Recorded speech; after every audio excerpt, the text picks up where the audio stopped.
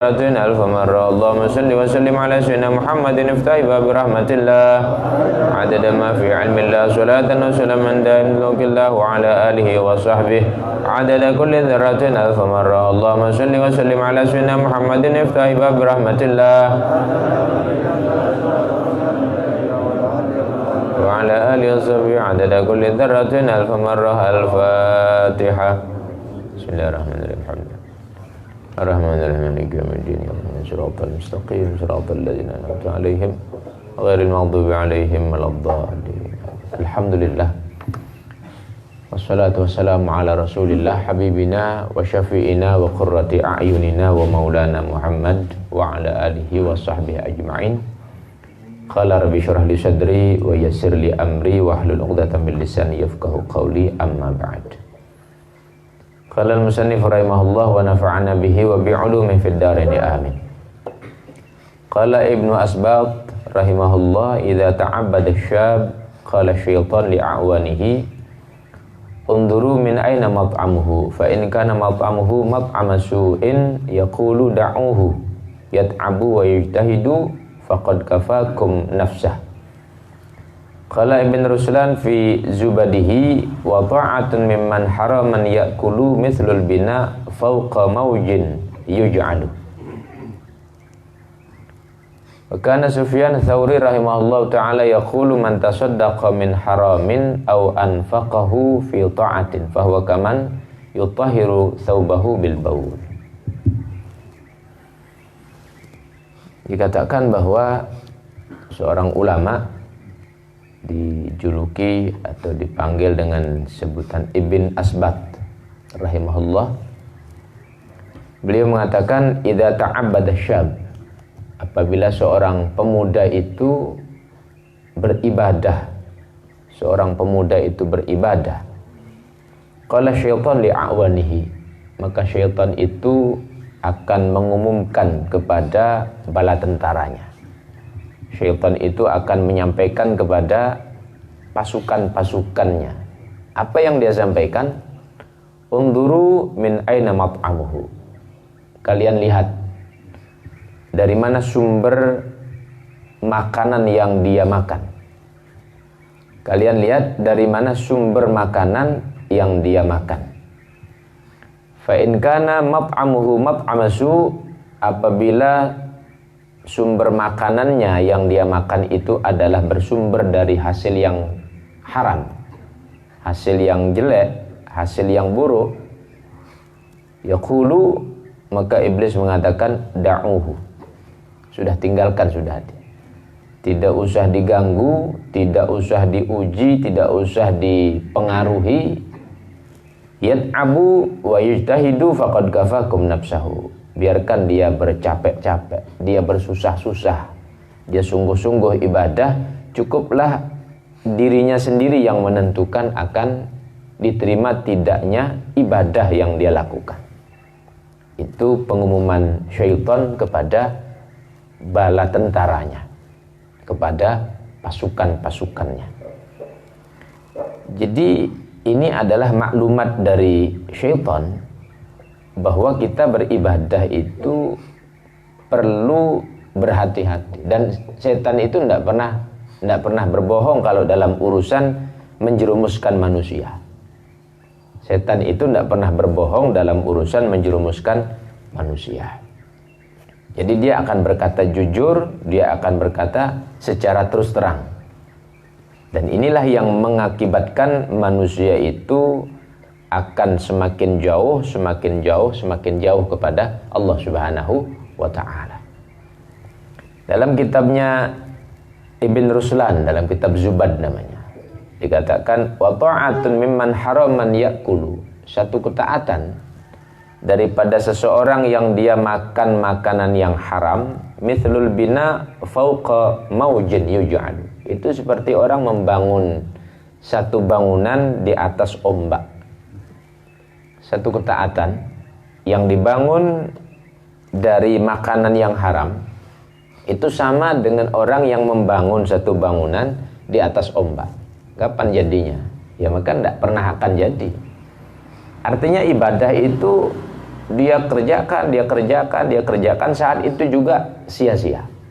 Saat itu juga sirna. Saat itu juga hilang. Digambarkan seperti orang yang membangun satu bangunan di atas ombak. Maka tidak mungkin terjadi hal tersebut. Sehingga tidak ada jalan lain bagi orang-orang beriman itu kecuali berhati-hati. Kecuali harus berhati-hati. Jadi perhatikan betul itu. Perhatikan betul itu daripada sumber makanan yang kita makan.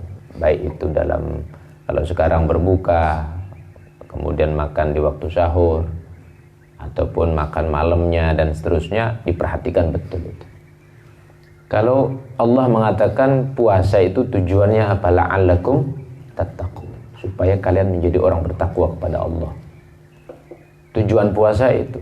Tapi kalau ternyata puasa itu bukan mencetak manusia menjadi lebih takut kepada Allah, bukan mencetak manusia lebih takut kepada Allah, maka mafhum mukhalafah daripada ayat ini berarti itu puasanya sia-sia. Ada orang puasa itu memang semakin baik, semakin kuat, semakin dekat, semakin ada mahabbah kepada Allah dalam beribadah.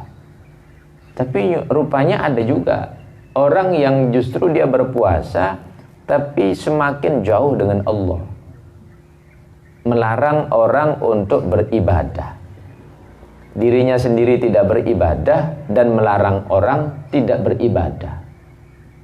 Maka apa yang dikatakan setan sepertinya masuk pada pribadi-pribadi seperti itu. Apa yang dikatakan setan itu sudah biari saja sudah. Dia mau ibadah, yang ibadah saja demikian. Apalagi yang tidak ibadah.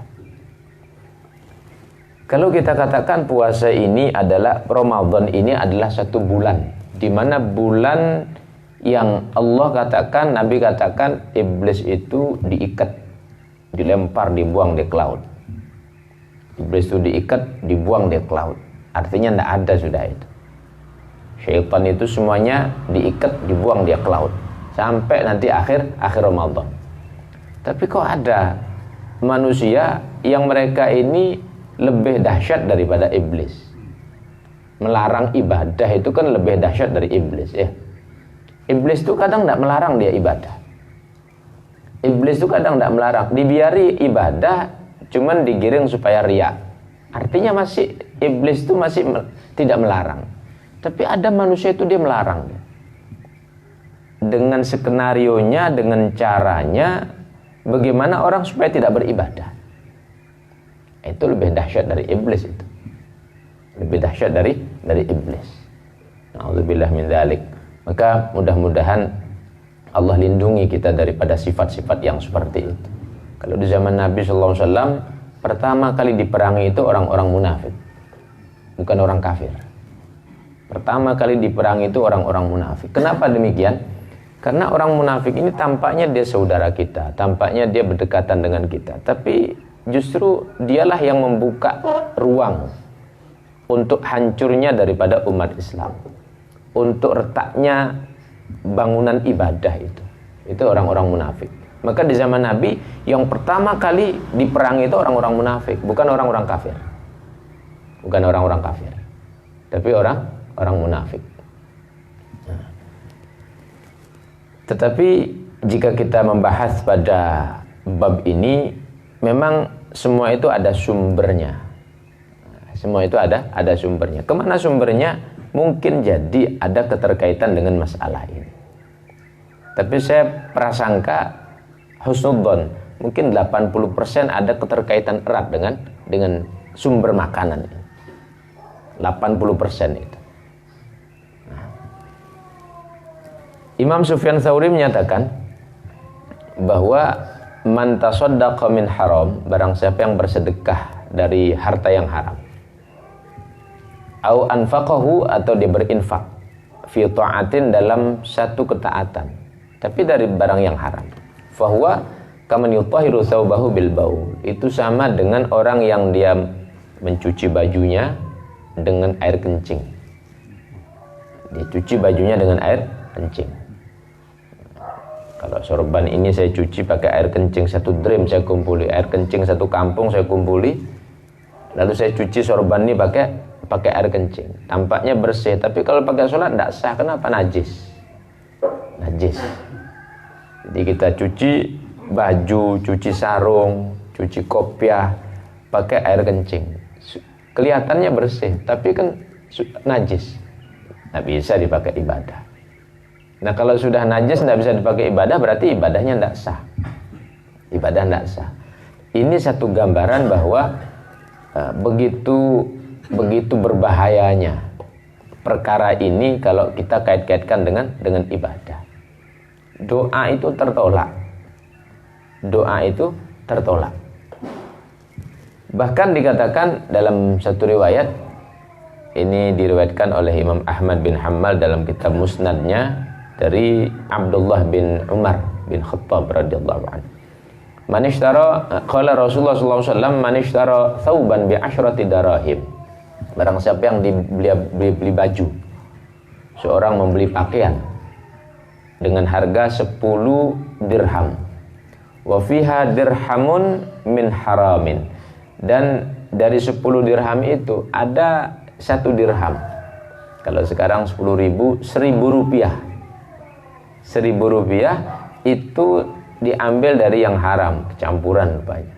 Lam yataqabbalillah lahu salatan. Maka satu pun sholatnya tidak akan diterima. Mada ma'alaihi syai'un minhu. Selama dia sholat menggunakan pakaian tersebut yang 1.000 rupiahnya itu ada dari hasil yang haram. Tidak diterima oleh Allah Subhanahu wa ta'ala. Jadi ngeri-ngeri juga kita ibadah nih ya. Ngeri-ngeri juga ibadah. Makanya kenapa fakir miskin itu, kalau dalam fikih itu, fakir miskin itu bukan sekedar, bukan hanya dilihat oleh terhadap orang-orang yang tampaknya dia susah hidupnya, bukan. Tapi orang yang dia mendapatkan dari sumber yang haram, dia kumpuli walaupun itu banyak, maka di statusnya fakir miskin. Karena itu hakikatnya bukan miliknya dia, bukan titipan untuk dia itu. Hakikatnya seperti itu. Maka kalau demikian dia sama dengan orang yang tidak punya apa-apa, boleh menerima zakat. Boleh menerima zakat. Itu statusnya begitu. Nah. Kemudian dikatakan juga innalladzi yahujju bil malil haram. Sesungguhnya orang yang dia berhaji dengan harta yang haram, la yaqbalullah hajjahu. Hajinya ditolak. Orang yang dia berhaji dengan harta yang haram, hajinya ditolak. Fa idza labba 'inda ihramihi yaqulu lahu subhan la labbaik wa la sa'daik. Kalau dia bertalbiyah labbaik Allahumma labbaik, labbaik la syarika lak labbaik, Allah katakan tidak ada labbaik-labbaikan bagi kamu itu. Apa itu labbaik itu kan ucapan kamu. Wala sa'daik, tidak ada keberuntungan bagi kamu, tidak ada.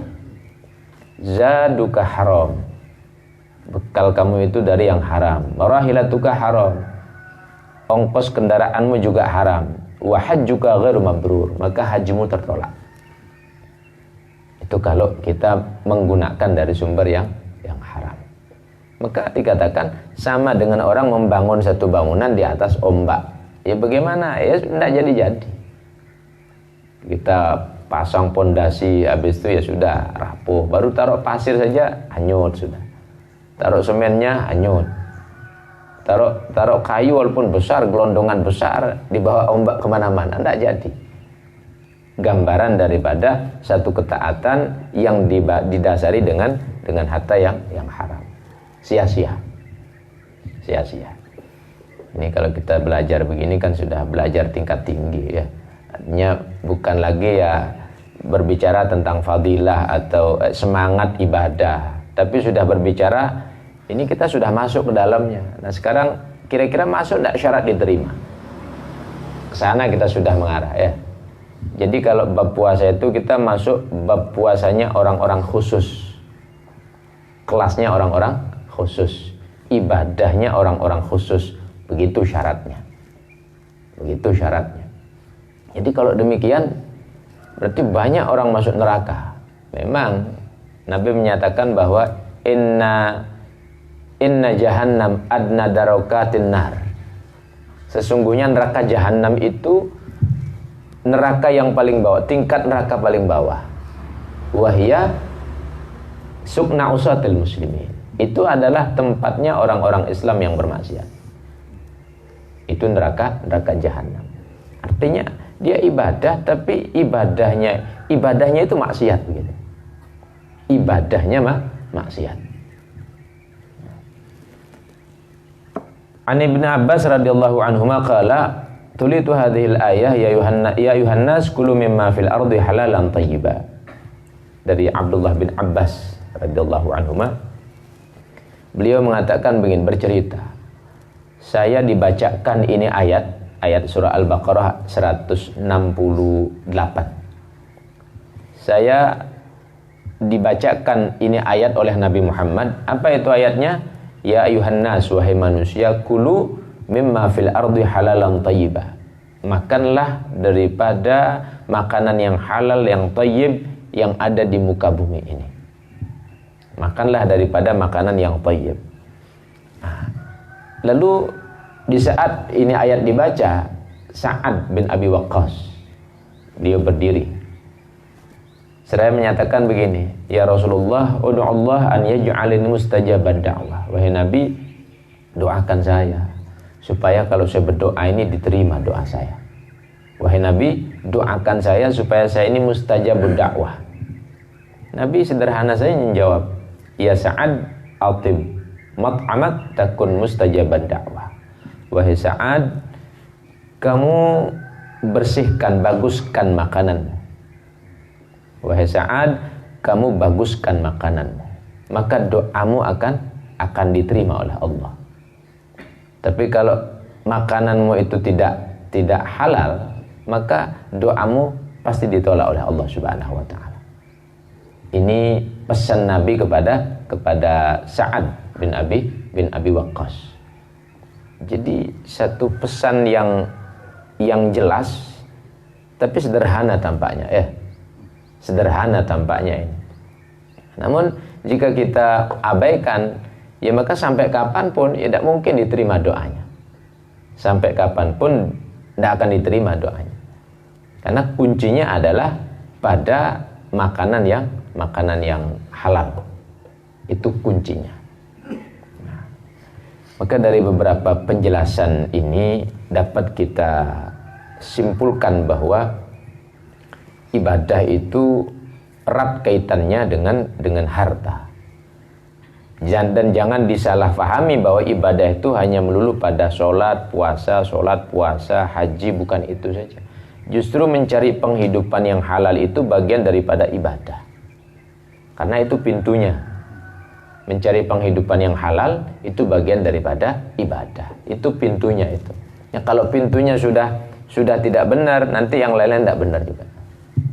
Yang lain jadi tidak benar.